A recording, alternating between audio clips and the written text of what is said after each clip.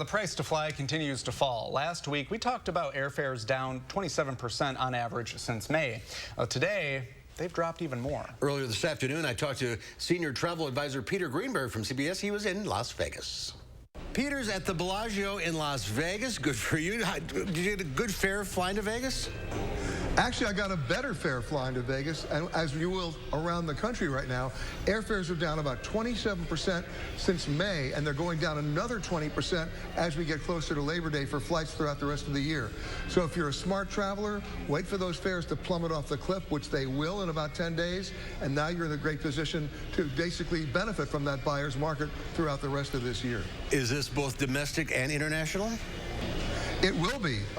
Listen, the airlines are cutting back on their domestic flights. That's a fact. American Airlines announced today a 31% slash in their domestic schedule for November. That'll give you an idea of how far the cuts are coming. But airlines like American, Delta, and United are doubling and tripling down on their international long-haul routes. They've all announced new service. Delta from Los Angeles to Tahiti, American from New York to Doha. The big winner here would be United. They've now become the largest transatlantic carrier in the United States, more than British Airways, Delta, and American combined. They're flying to everywhere from Nice to the Canary Islands, to the Azores, to Amman, Jordan.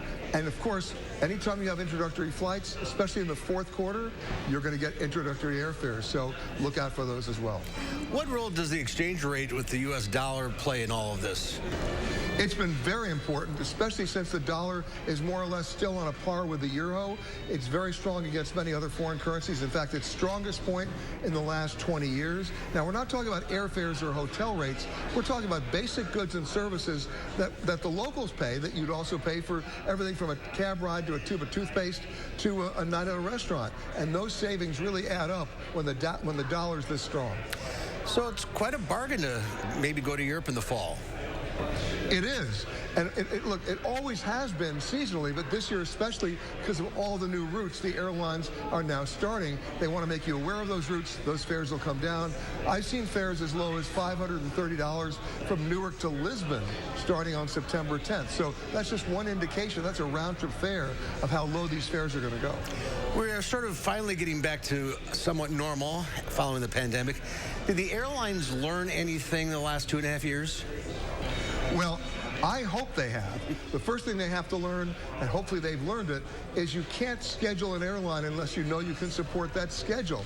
This is not about being competitive, it's about being intelligent. And I think what's going to happen now is they're going to have to be, held to the fire, probably by the U.S. Department of Transportation, that you can't publish a schedule unless you can prove to us you can support it. Let's hope they've learned that lesson, and most importantly, let's hope they apply it. Let's keep an eye on those airfares as the weeks progress, and don't lose all your money on the craps table, Peter. Thank you, Mark. We'll see you later. So wait a couple of weeks, keep an eye on the airfares, but they're going to plummet. Yeah, well, it's nice knowing because I think everyone's itching to go somewhere. Somewhere. Yeah. The Azores, that sounds nice. Oh, perfect.